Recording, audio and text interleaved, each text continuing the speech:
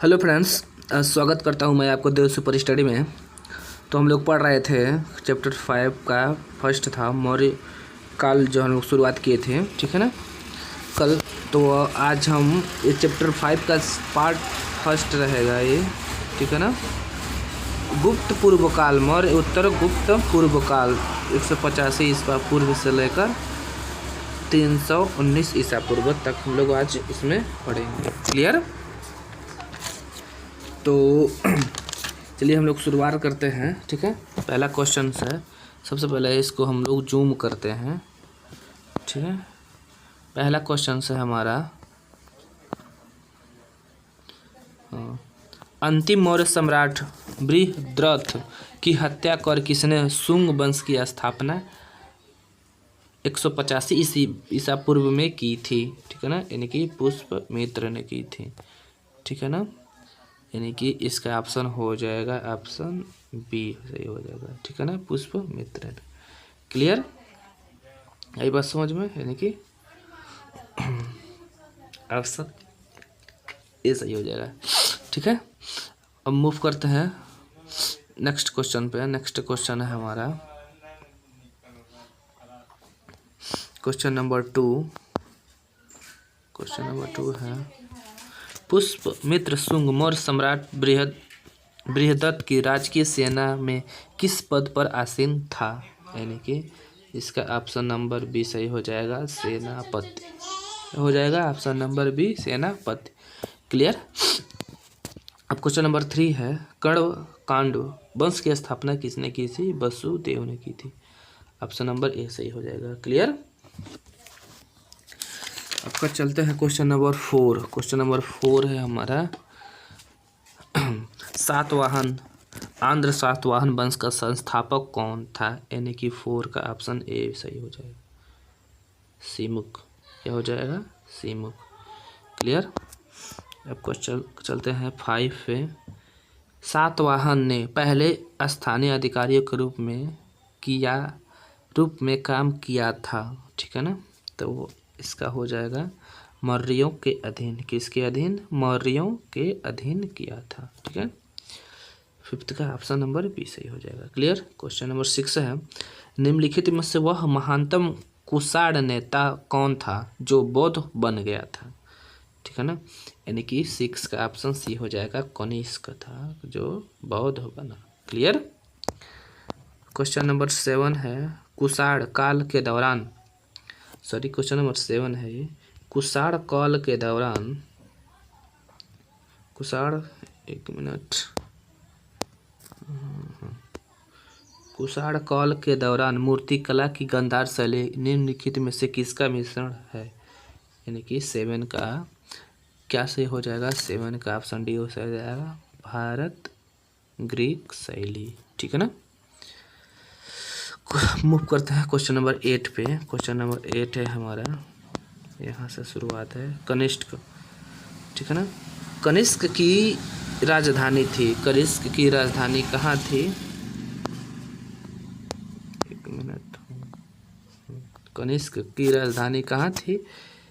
पुरुषपुर में थी। कहाँ थी? पुरुषपुर में, ऑप्शन बी सही हो जाएगा। क्लियर? 8 का। क्लियर? अब क्वेश्चन नंबर 9 है, पुरुषपुर निम्नलिखित में किसका दूसरा नाम है? किसका दूसरा नाम है? पेशावर का नाम है, ठीक है ना। पुरुषपुर किसका नाम है? पेशावर का। क्लियर? क्वेश्चन नंबर 10 है, चरक किसके राज चिकित्सक थे? किसके थे? कनिष्क के थे। सुश्रुत चरक आप लोगों ने नाम सुना होगा, एक बड़े चिकित्सक थे, ठीक है ना।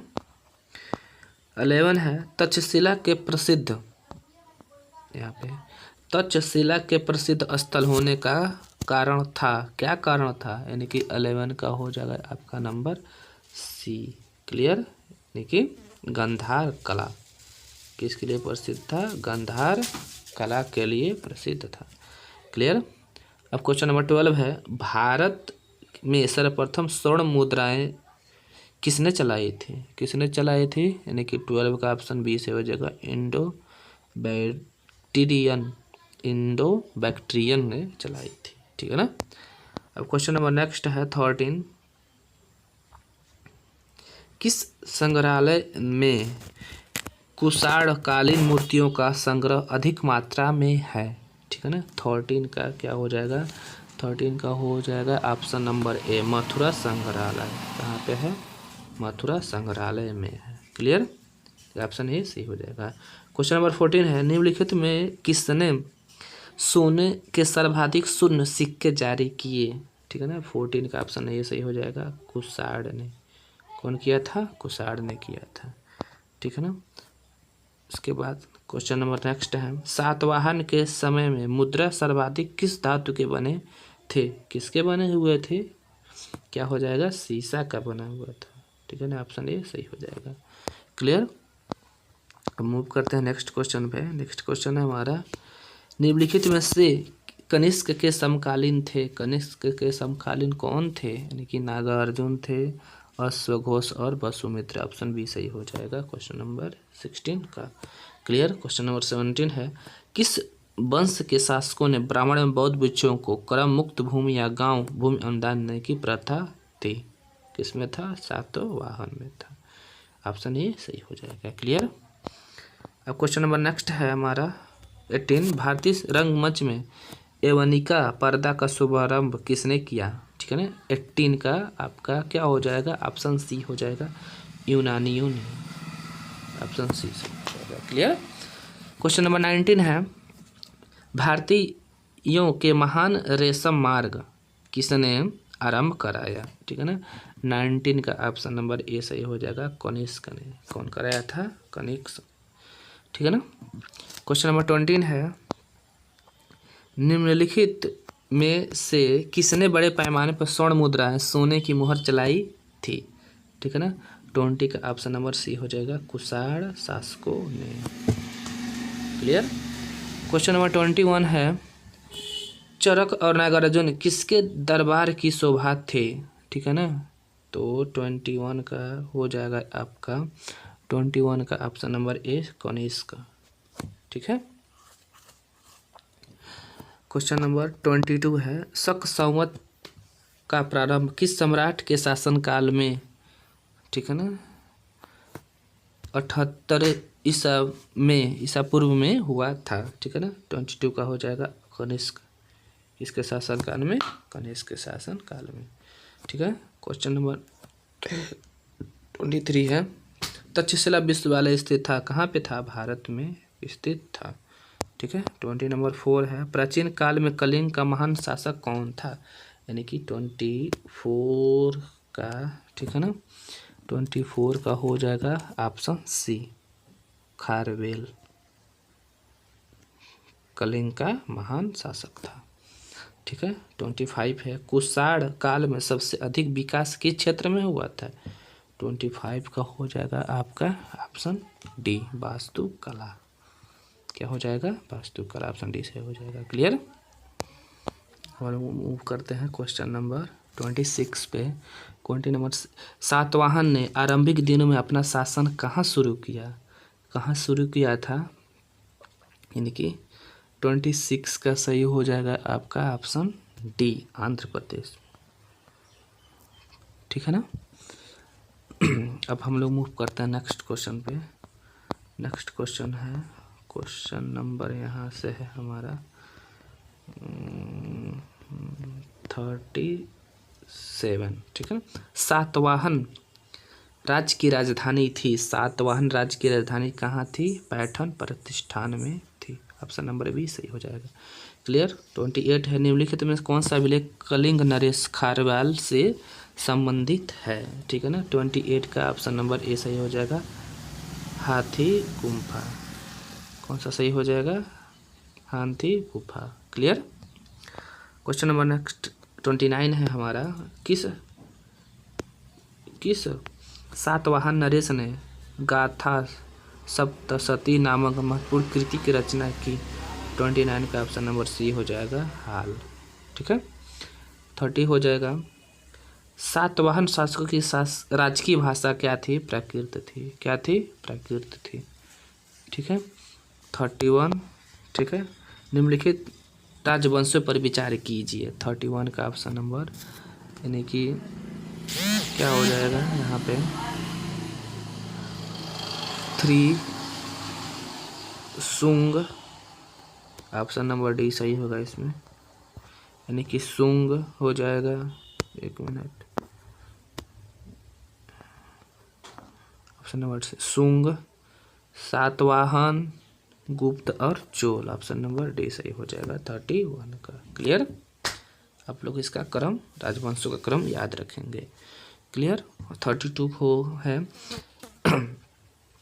मौर्य साम्राज्य के ध्वंस के पश्चात कई आक्रमणों की श्रृंखला रही। भारत पर सबसे पहले आक्रमण निम्नलिखित में से किसने किया? ठीक है ना।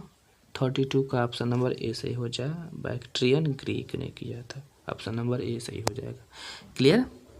अब मूव करते हैं क्वेश्चन नंबर नेक्स्ट पे। क्वेश्चन नंबर क्या है? शासक और उसकी उपाधि। ठीक है ना, शासक और उसकी उपाधि 33 है हमारा।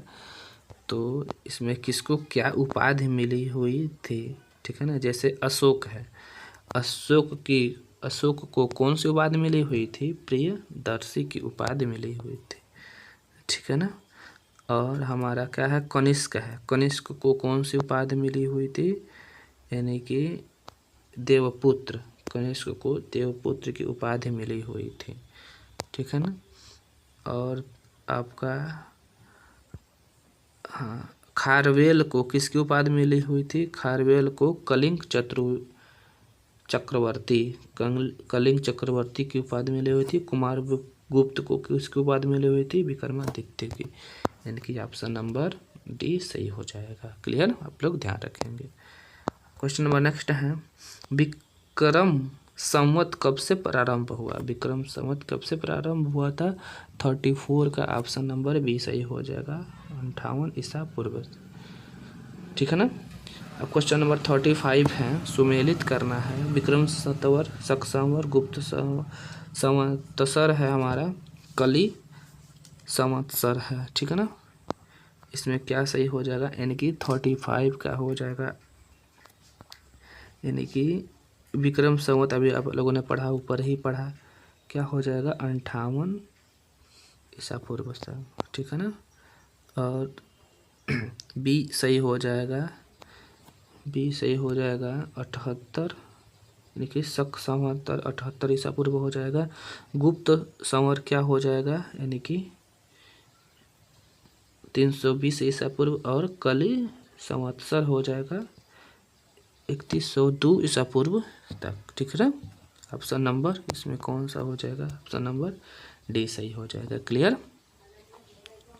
तो इस वीडियो में हम यहीं तक रखेंगे, बाकी का इसका पार्ट 2 हम भी जो है कि कराएंगे। ठीक है। तो बाकी के लिए बने रहिए हमारे वीडियो पे, तब तक के लिए धन्यवाद, बाय बाय।